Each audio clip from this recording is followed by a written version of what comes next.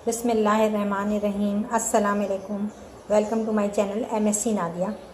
आज की वीडियो में हम करेंगे क्वेश्चन नंबर 4, एक्सरसाइज 22.4 है। तो वीडियो शुरू करने से पहले आप सबसे रिक्वेस्ट है कि प्लीज़ चैनल को सब्सक्राइब कर लें और बेल आइकॉन पर जाकर ऑल को प्रेस कर लें ताकि मेरे हर आने वाली वीडियो आपको मिल सके। क्वेश्चन 4 है 50 bricks about 21 bricks have mean mass of 24.3 kg, 29 bricks have mass of 23.6 kg, ये 6 है। Find weighted mean mass of 50 bricks. इस क्वेश्चन में आपको मीन मास दिया हुआ है 21 ब्रिक्स का, जो कि 24.2 kg है मीन मास 21 ब्रिक्स का, और 29 ब्रिक्स का मास जो है वो दिया हुआ है 23.6 kg, और आपने वेटेड मीन मास निकालना है। ठीक है, 50 ब्रिक्स, आप टोटल कितने हैं 50 ब्रिक्स हैं, इनका आपने वेटेड मीन मास निकालना है।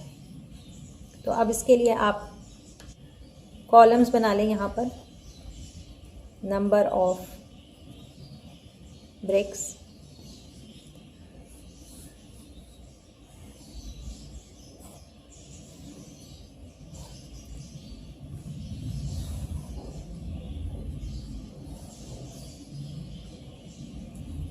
ये B1 है और ये B2। B1 में नंबर ऑफ ब्रिक्स कितने हैं 21, और इसका मीन मास आपको कितना दिया हुआ है केजी में दिया हुआ है, ये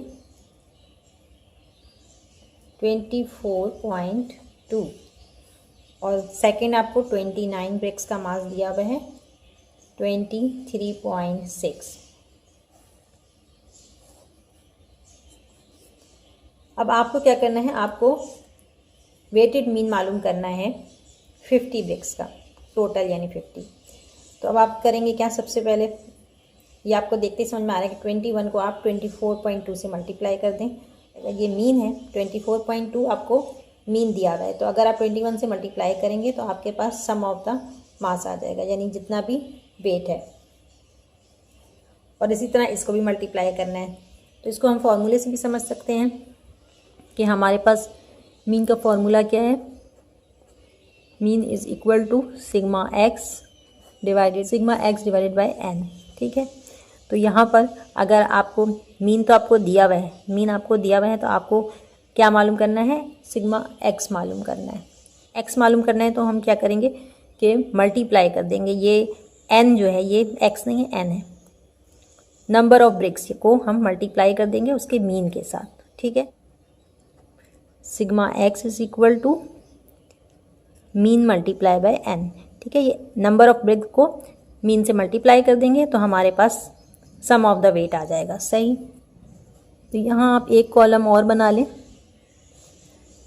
और इसमें आप सिग्मा एक्स लिख लें, सिग्मा एक्स।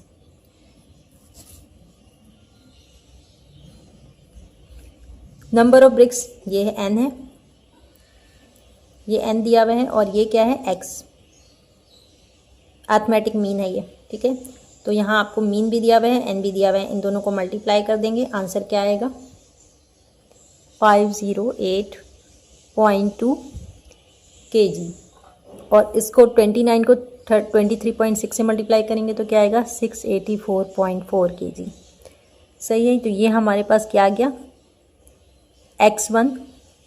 इसको हम x1, क्योंकि हमने B1 लिया है यहाँ पर, तो हम इसको x1 मार्क कर लेते हैं, और इसको x2, sigma x1 sigma x2। Arithmetic mean, weighted mean is equal to, formula क्या हो जाएगा, sigma x1 plus sigma x2 divided by n1 plus n2। Sigma x1 आपको क्या दिया हुआ है, ये रहा sigma x1 508.2 plus sigma x2 क्या है 684.4 डिवाइडेड बाय n1 और n2, ये है 21 प्लस 29, 21 प्लस 29। इन दोनों को प्लस करेंगे, आंसर क्या आएगा 1192.6 डिवाइडेड बाय 21 और 29 को प्लस किया 50 आ गया। इन दोनों को डिवाइड करेंगे तो हमारे पास मीन आ रहा है 23.852 kg। ये आ गया आपके पास वेटेड मीन। अभी हमने अरिथमेटिक मीन निकाला है, इसके बाद हमें ज्योमेट्रिक मीन निकालना है। ज्योमेट्रिक मीन के लिए आप बेसिक फार्मूला भी अप्लाई कर सकते हैं और लॉगरिथमिक फार्मूला भी अप्लाई किया जा सकता है। ठीक है, तो यहाँ मैं बेसिक फार्मूला यूज़ कर रही हूँ। Weighted geometric mean is equal to pi x whole power 1/n। अब यहाँ पर x क्या है, x1 और x2 है। ठीक है, geometric mean weighted mean is equal to x1, ये क्या है, प्रोडक्ट को शो करता है, मल्टीप्लिकेशन, तो multiply by x2 whole power 1 divided by n1 plus n2। अब हमें x1 मालूम करना है और x2 भी मालूम करना है, क्योंकि हमें मालूम नहीं है तो अब हम क्या करेंगे, दोनों को अलग अलग मालूम करना है। ज्योमेट्रिक मीन किसके बराबर होता है, ज्योमेट्रिक मीन W1। ठीक है, इसको हम अभी x1 मालूम करें तो उसको W1 से हम शो करेंगे, और product of x1 whole power 1/n1। अब यहाँ हमें ज्योमेट्रिक मीन तो हमें मालूम है, मीन मास हमें दिया हुआ है। ठीक है, तो वो हम पुट कर देते हैं। यहाँ पर कितना है मीन मास, 24.2 है। यहाँ x1 हमें मालूम करना है और पावर क्या है 1/21, n1 क्या है 21। ठीक है, n1 21 है और इसी का हमने मास लिया है। अब यहाँ पर हमें सिर्फ x1 की वैल्यू चाहिए। ठीक है, तो इस 21 को ख़त्म करना है, तो क्या करेंगे हम कि 21 से पावर जो है वो हम 21 ले लेंगे दोनों तरफ, तो ये 21 कैंसिल हो जाएगा power.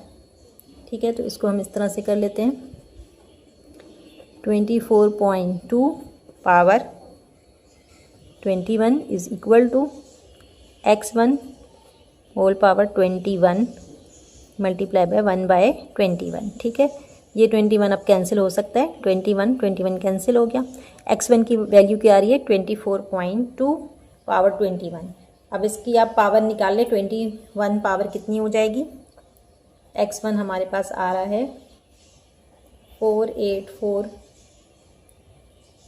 Multiply by 10 base to the power 29। ये हमारे पास x1 आ गया। अब हमें क्या मालूम करना है, x2 मालूम करना है। इसी तरह से हम x2 भी मालूम करेंगे। सॉरी, मेरा कैमरा ऑफ हो गया था, तो इस वजह से ये रिकॉर्डिंग जो है वो नहीं हो सकी है। तो मैं आपको यहाँ बता देती हूँ, मैंने x1 मालूम किया था 1.1484 into 10 base to the power 29। यहाँ मैंने न्यू क्लिक कर लिया है। अब आपने मालूम करना है x2। x1 तो हमने मालूम कर लिया, तो सेम उसी तरीके से x2 मालूम करेंगे। x2 के लिए हम यानी ब्रिक 2 के जो मीन है वो यहाँ पर हमने लिख लिया है। मीन कितना है 23.6 है। ठीक है, हम ब्रिक 2 का मीन लेंगे यहाँ पर, और x2 और 1 डिवाइड बाय n2 कितना है 29। ठीक है, 29 ब्रिक्स का ये मीन है, तो यहाँ 29 देना है आपने। इसके बाद इस 29 को ख़त्म करना है, तो जैसे हमने पहले लिया था पावर से मल्टीप्लाई कर दिया था, तो यहाँ दोनों तरफ 29 से मल्टीप्लाई किया, ये 29 पावर कैंसिल हो गई यहाँ पर, और 23.6 की आपने पावर ले ली 29, तो ये वैल्यू आएगी। ठीक है, ये हमारे पास x2 की वैल्यू आ गई 6.5230 multiply by 10 base to the power 39। अब x1 और x2 हमने निकाल दिया है, तो हमने इसको वेटेड मीन के फॉर्मूले में पुट कर दिया, x1 multiply by x2 whole power 1 divided by n1 plus n2। ठीक है, क्योंकि हम टोटल 50 ब्रिक्स के लिए कर रहे हैं, तो दोनों को हमें यहाँ पर लेना है। नंबर ऑफ ब्रिक्स में 50 लेंगे। x1 हमारे पास ये आया था 1.1484 10 बेस टू द पावर 29, ये हमने लिख लिया, और x2 हमारे पास ये था, ये भी हमने उतार लिया। इन दोनों को मल्टीप्लाई करना है क्योंकि ज्योमेट्रिक मीन के लिए प्रोडक्ट लेते हैं, ठीक है। तो मल्टीप्लाई होगा, इन दोनों को मल्टीप्लाई किया तो आंसर ये आया 7.4910 10⁻68। बाहर कितनी पावर है? 1/50। 1/50 हमने उसी तरह उतार दिया। अब इसका हम जो हमारे पास वैल्यू आई है, इसको हम, इसकी पावर क्या है? 1/50, तो इसको हम इसकी पावर निकाल लेंगे। तो पावर जब आप निकालेंगे तो आंसर आपके पास आएगा 23.850 kg। ये हमने वेटेड मीन निकाल लिया। इसके बाद हम हार्मोनिक मीन के लिए करेंगे। Weighted mean is equal to n divided by sigma 1/x, ठीक है। अब चूँकि यहाँ पर n की दो वैल्यूज़ हैं, n1 और n2 है, तो उसी हिसाब से हम इसको ले लेते हैं n1 plus n2 divided by sigma 1/x1 plus 1/x2। अब हमें 1/x1 और 1/x2 मालूम करना है। यहाँ 1/x है, ये हमें मालूम करना है। सिग्मा 1/x हमें मालूम करना है, तो वो हम इधर ले जाएंगे। सिग्मा 1/x को जब हम इज इक्वल टू की दूसरी तरफ लेके जाएंगे तो क्या होगा? ये मल्टीप्लाई होगा। यहाँ डिवीजन के फॉर्म में नीचे है, तो फिर ऊपर चला जाएगा जब हम इसको साइड चेंज करेंगे इसकी। तो sigma 1/x is equal to n divided by, weighted mean को हम इज इक्वल टू की दूसरी तरफ लेके जाएंगे तो ये क्या होगा? डिवाइड होगा, सही है, यानी नीचे आएगा। यहाँ ऊपर है तो इधर नीचे आएगा।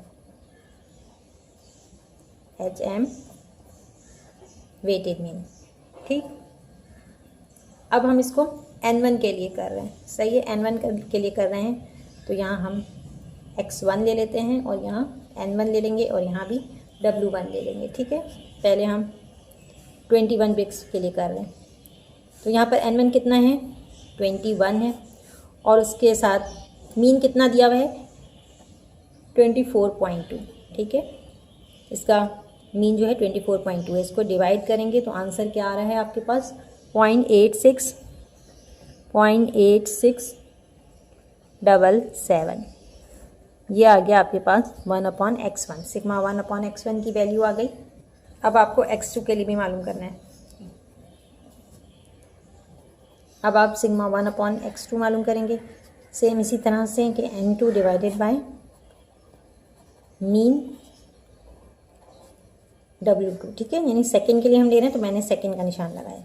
इसी तरह यहाँ पे क्या आएगा? 29, n2 क्या है? 29 है, और इसका मीन कितना है? 23.6। 23.6 से डिवाइड करेंगे, ठीक है। 29 को डिवाइड करेंगे तो क्या आएगा आंसर? 1.2288। ये आपके पास आ गया 1/x2। अब ये दोनों हमने मालूम कर लिए, तो अब हमने इसको फॉर्मूले में पुट कर देंगे। Mean weight is equal to n1 plus n2 divided by sigma 1/x1 plus 1/x2,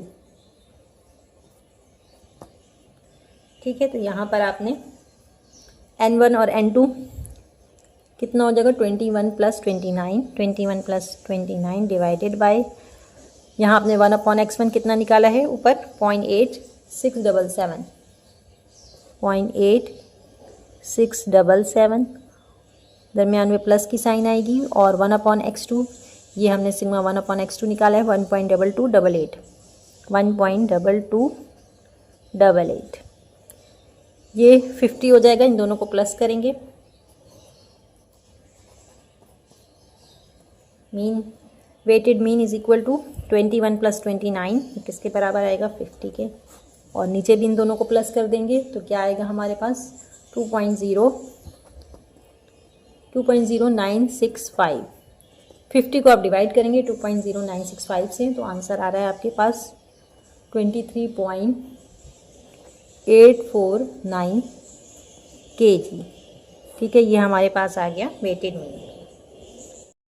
question 5 है, calculate 2-3-4 days moving average from the following data of number of deaths monitored for a peak week in a province due to COVID-19, ठीक है। तो ये हम average moving average का ये question है जो हम फर्स्ट टाइम कर रहे हैं, मूविंग एवरेज। तो इसके अंदर हमें 2, 3, 4 डेज़ का मूविंग एवरेज निकालना है। यहाँ हमें बताया हुआ है कि डेज़ मंडे टू, यानी एक वीक का है तो Monday, Tuesday, Friday, Thursday, Friday, Saturday, Sunday तक है। ठीक है, 7 डेज़ हैं यहाँ पर। और नंबर ऑफ डेथ, यानी एक दिन में कितनी डेथ्स जो हैं वो हो रही हैं कोविड-19 एक बीमारी उसकी वजह से। ठीक है, तो यहाँ पर दिया हुआ है कि 102, मंडे के दिन कितने हैं 102, 130, 150, 188। ठीक है, तो कांस्टेंट नहीं है, ये नंबर जो हैं वो चेंज हो रहे हैं, तो हमें एवरेज मालूम करना है। अब मूविंग एवरेज किसे कहते हैं? एवरेज वैसे तो किसी भी डेटा का मिड वैल्यू जो होता है वो उसे एवरेज कहा जाता है। ठीक है, लेकिन चूँकि यहाँ पर कॉन्स्टेंटली चेंज हो रहा है तो the change in average age time proceed. ठीक है, यानी एवरेज में चेंज आ रहा है जैसे जैसे टाइम चेंज हो रहा है। ठीक है, हर दिन का एक अलग एवरेज है। तो for as time proceed for specific periods और इंटरवल। अब ये पीरियड और इंटरवल जो है वो डेज़ में भी हो सकता है, मंथ और ईयर में भी हो सकता है। तो जो भी आपको क्वेश्चन में कहा गया है, यहाँ पर आपको वीक दिया गया हुआ है। ठीक है, वीक कंप्यूट। अब यहाँ पर हमें सबसे पहले हम किसके लिए बना रहे हैं? 2 डे, 2, 3 और 4 डे के लिए हमें मूविंग एवरेज बनाना है। तो पहला जो हम निकालेंगे वो हम निकालेंगे 2 डेज़ के लिए। 2 days moving average, we compute 2 days moving average by considering 2 consecutive days. ठीक है, जब 2 डेज़ हैं तो 2 कंजिक्यूटिव डेज़ को हम कंसिडर करेंगे। स्टार्टिंग फ्रॉम, स्टार्ट कहाँ से होगा? यहाँ मंडे से स्टार्ट हो रहा है, तो 2 डेज़ के लिए जब हम एवरेज निकाल रहे हैं तो मंडे, ट्यूसडे। ठीक है, मंडे, ट्यूसडे, फिर Tuesday, Wednesday, Wednesday, Thursday, Thursday, Friday, Friday, Saturday and Saturday, Sunday. ठीक है, तो यहाँ मैंने इसी तरह लिखा हुआ है कि Monday, Tuesday, Tuesday, Wednesday, Wednesday, Thursday and so on. अब हम 2 डेज़ के लिए निकाल रहे हैं, तो 2 डेज़, 2 क्या है? इवन नंबर है। जब इवन नंबर के लिए हम निकालेंगे तो कॉलम जो हैं वो 2 बनेंगे। सही है, इसके लिए हम 2 कॉलम्स बनाते हैं। जबकि अगर ऑड नंबर हो तो हमें सिर्फ 1 कॉलम बनाना पड़ता है। ठीक है, तो यहाँ पर आप देखें मैंने 2 कॉलम बनाए हैं, एक इनिशियल के लिए, इनिशियल एवरेज, और दूसरा सेंटर्ड एवरेज के लिए। सही, आपको इसी तरह से बनाना है। और यहाँ मैंने एक कॉलम में डेज़ लिखा है, दूसरे में नंबर ऑफ डेथ, जो आपको ऊपर प्रोवाइड किया हुआ है क्वेश्चन में, वही मैंने उतार लिया है यहाँ पर। और आपने उसके बाद आपने थर्ड कॉलम किसका बनाना है? 2 days moving average initial, fourth आपका बनेगा 2 डेज़ मूविंग एवरेज सेंटर। ठीक, यहाँ पर आपको मंडे के बाद एक लाइन छोड़नी है, ट्यूसडे के बाद भी एक लाइन छोड़नी है, वेडनेसडे के बाद भी, यानी हर एक लाइन आपने हर दफ़ा छोड़ देना है। ठीक है, ये मैं आपको आगे बताऊंगी कि हमने ये लाइन क्यों छोड़ा है। अब हमें एवरेज निकालना है। फर्स्ट हम मंडे और ट्यूसडे का निकाल रहे हैं, तो एवरेज निकालना है जैसे हम निकालते हैं हमेशा उसी तरह निकालेंगे, 102 प्लस 103। ठीक है, और इसको डिवाइड करेंगे, 102 प्लस 103 डिवाइडेड बाय 2, और इसको डिवाइड करेंगे। जो आंसर आएगा वो आप कहाँ लिखेंगे? यहाँ नहीं लिखेंगे, नहीं ना, और यहाँ भी नहीं लिखेंगे। इस लाइन में और इस लाइन में नहीं लिखना है, इनके दरमियान में बीच की जो लाइन है, ठीक है, ये बीच की लाइन मैंने इसीलिए छुड़वाई है कि यहाँ पर आपने इन दोनों का मीन लिखना है। ठीक है, तो मंडे ट्यूसडे का हमने निकाला 102 प्लस 103, इसको डिवाइड कर लें आप 2 से, आंसर आपके पास क्या आएगा? 116 आएगा। यह आपका आ गया इनिशियल एवरेज 116। सही, इसी तरह हमें नेक्स्ट 2 का भी निकालना है, ट्यूसडे और वेडनेसडे का निकालना है। 103, 158, दोनों को प्लस करेंगे, 2 से डिवाइड करेंगे, क्या आएगा? 144। इसी तरह नेक्स्ट वेडनेसडे और थर्सडे का आप निकालेंगे, 158 और 188 प्लस करेंगे दोनों को, 2 से डिवाइड करेंगे, आंसर क्या आएगा? 173। एवरेज आपने दरमियान की लाइन में लिखना है। ठीक है, इसी तरह थर्सडे और फ्राइडे का एवरेज निकाल लेंगे, इसका आंसर आएगा 192। फिर फ्राइडे और सैटरडे का एवरेज निकालेंगे, इसके बाद फ्राइडे और सैटरडे का एवरेज निकालेंगे, वो कितना आ रहा है? 177। दरमियान की लाइन में लिखना है 177.5।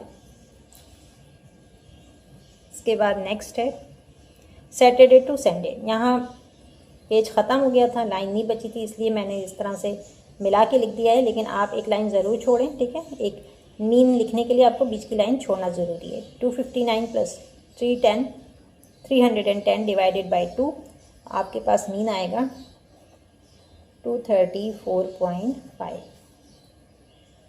सही, इन दोनों के दरमियान में लिखना है। अब आपने इनिशियल एवरेज निकाल लिया, अब आपको सेंटर्ड एवरेज निकालना है। अब यहाँ इनिशियल एवरेज हमने निकाल लिया, अब इसका हमने सेंटर एवरेज निकालना है, ठीक है। तो सेंटर कैसे निकालेंगे, यहाँ पर 116 और 144 दोनों को प्लस करेंगे, 2 से डिवाइड करेंगे, 130 एवरेज आएगा। इन दोनों के दरमियान में इसके और इसके दरमियान की जो लाइन है उसमें हमें ये लिखना है, ठीक है। इसी तरह नेक्स्ट निकालेंगे 144 प्लस 173 डिवाइडेड बाई 2, आंसर आएगा 158.5, ठीक है। ये इसका इन दोनों का एवरेज आ गया। इसी तरह नेक्स्ट 2 का एवरेज निकालना है, 173 192 का एवरेज 182.5 आएगा। और इसके बाद 192 177.5 का एवरेज निकालेंगे तो कितना आ रहा है 184.75, ठीक है। आप देख रहे होंगे कि ये मैंने दरमियान में लिखा है, आपको एवरेज जो निकाल रहे हैं वो दरमियान में लिखना है, दरमियान की लाइन में। तो इसीलिए दरमियान की लाइन जो है वो एक लाइन छोड़ के इसको करना होता है इवन नंबर के लिए। इस तरह लास्ट है आखिरी, इसको भी इसी तरह करना है। दोनों का मीन निकाल लेंगे, 177.5 और 234.5 डिवाइडेड बाई 2, तो 206 आ रहा है, ठीक है। ये हमने सेंटर मीन निकाल लिया। अब इसके अंदर लास्ट सेल जो है वो ब्लैंक रहता है और फर्स्ट सेल भी ब्लैंक होगा, ठीक है। ये वाला सेल भी ब्लैंक होता है। और यहाँ पर मैंने लाइन नहीं छोड़ी क्योंकि पेज जगह कम पड़ रही थी, तो इसलिए आपको ये एक लाइन छोड़ के नीचे से शुरू करना है, ठीक है। इस लाइन से, इस रो से शुरू करना है। तो ये इसके सामने जो है कोई नंबर नहीं आएगा, ये ब्लैंक रहेगा। 2 डेज़ के लिए कर लिया, अब हम 3 डेज़ के लिए करेंगे, ठीक है। हमसे क्वेश्चन में क्या गया 2, 3 एंड 4 डेज़, 2, 3 और 4 डेज़ के लिए हमें निकालना है। तो 3 डेज़ के लिए करते हैं। तो for 3 days moving averages we consider 3 consecutive days from Monday Tuesday Wednesday, ठीक है। अब हम पहले हमने 2 डेज़ लिए थे, अब हम 3 डेज़ लेने जा रहे हैं, ठीक है। तो यहाँ पर कंसेक्यूटिव 3 डेज़ हम लेंगे, मंडे ट्यूसडे वेडनेसडे, फिर ट्यूसडे वेडनेसडे थर्सडे, फिर वेडनेसडे थर्सडे फ्राइडे सैटरडे, और उसके बाद फ्राइडे सैटरडे संडे, ठीक है। इस तरह से आपने 3 डेज़ लेने हैं। अब इसमें आप देख रहे होंगे कि हमने लाइन नहीं छोड़ी है, इसलिए कि इसके अंदर ऑड नंबर है। 3 क्या है, ऑड नंबर है, तो इसके अंदर जो है वो आपका सेंटर प्लेस, मिडिल प्लेस जो है वो निकल आ रहा है, ठीक है। मिडिल सेल जो है आपको मिल जा रहा है, ये वाला। इन तीनों में मिडिल कौन सा होगा, ये लाइन जो है वो मिडिल कहलाएगी। तो ट्यूसडे के आगे हम लिखेंगे इसका एवरेज। मंडे ट्यूसडे वेडनेसडे के लिए तो क्या करेंगे, 102 प्लस 103 प्लस 158, इन सबको प्लस करेंगे और डिवाइड करेंगे किससे, 3 से, ठीक है। 3 से डिवाइड कर देंगे तो आंसर क्या आएगा 130, ये आ गया एवरेज, सही है। इसी तरह आपने नेक्स्ट 3 का निकालना है, ट्यूसडे वेडनेसडे और थर्सडे का। 103 158 188 डिवाइडेड बाय 3, तो आपके पास एवरेज क्या आएगा 158.666, ठीक है। ट्यूसडे वेडनेसडे और थर्सडे के दरमियान, वेडनेसडे दरमियान में है तो इस लाइन में, तब आपको इसमें सोचने की ज़रूरत नहीं है। इसमें आपने बस पहले में आप देख लें, फर्स्ट आप छोड़ देंगे ब्लैंक रहेगा, फर्स्ट ब्लैंक रहेगा, सेकंड से आप शुरू करेंगे, सही। अब इसके बाद है Wednesday Thursday Friday, 158 plus 188 plus 196 divided by 3, तो आपके पास आंसर क्या आ रहा है 180.666, ये एवरेज निकल रहा है। इसी तरह आपने निकालना है एवरेज 158 188 एंड 196 का, तो आपके पास एवरेज क्या आ रहा है 213.333, ये एवरेज आ गया।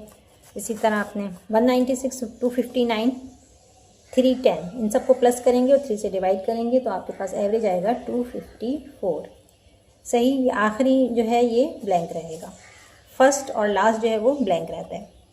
तो ये हमने 3 डेज़ के लिए निकाल लिया average.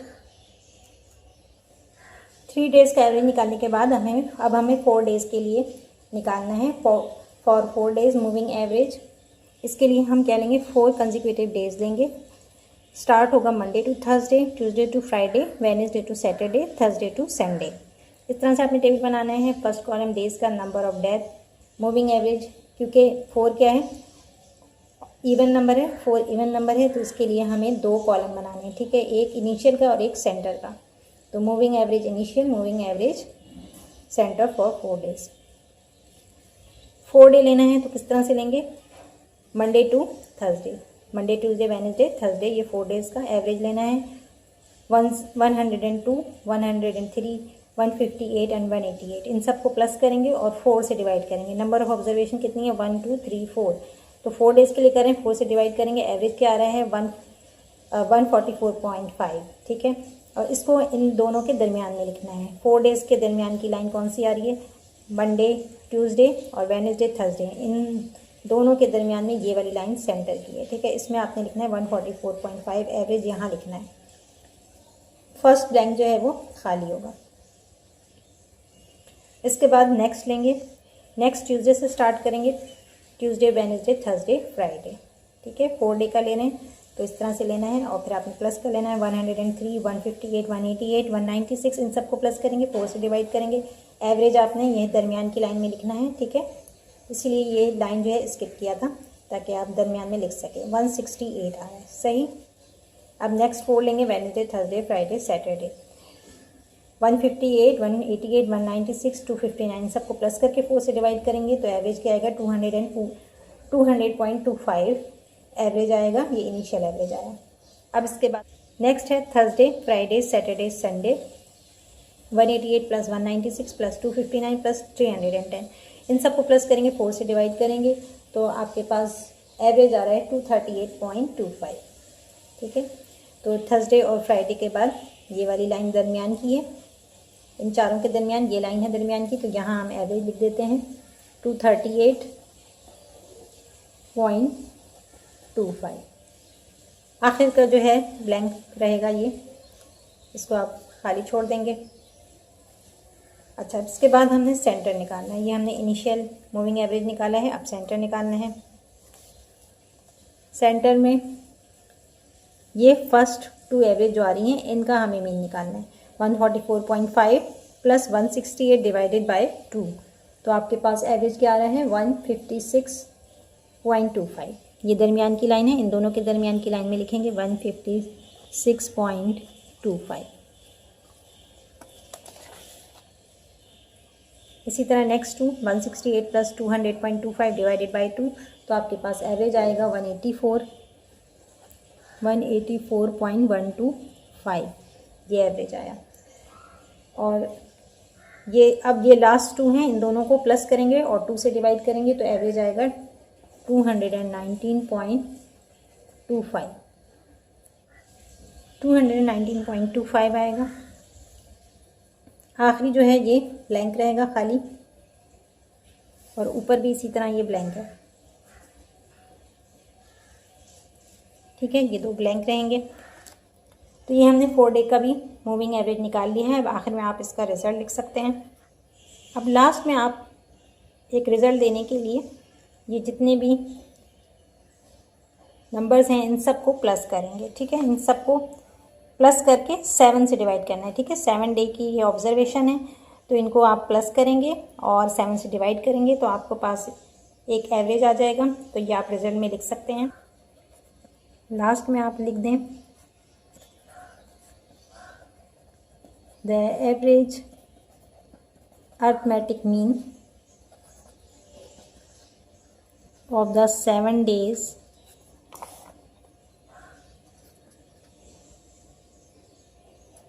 For week equal to, मैंने अभी आपको बताया था कि जो ऑब्जर्वेशन थी 7 डेज़ की उन सबको प्लस करें और 7 से डिवाइड कर दें तो एवरेज आएगा 191.857 पर डे, एक दिन का। We can see the number, we can see the number of deaths were not constant। Number of death जो है वो क्या कांस्टेंट नहीं है, हर दिन अलग अलग है, ठीक है। 2, 3 and 4 days moving average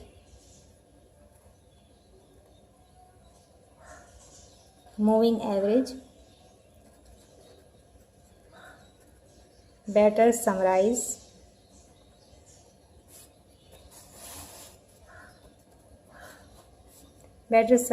the variation in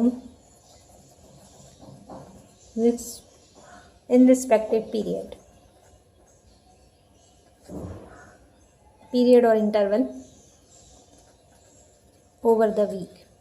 आपको यहाँ वीक दिया हुआ है तो आप वीक लिखेंगे, अगर ईयर या मंथ देते तो ईयर या मंथ लिखते। आई होप कि आपको समझ में आया होगा। कोई भी सवाल हो कमेंट सेक्शन में पूछ सकते हैं। वीडियो पसंद आई हो तो लाइक और शेयर ज़रूर करें। चैनल को सब्सक्राइब कर लें और बेल आइकॉन पर जाकर ऑल को प्रेस कर लें ताकि मेरी हर आने वाली वीडियो आपको मिल सके। नेक्स्ट वीडियो तक के लिए अल्लाह हाफ़िज़।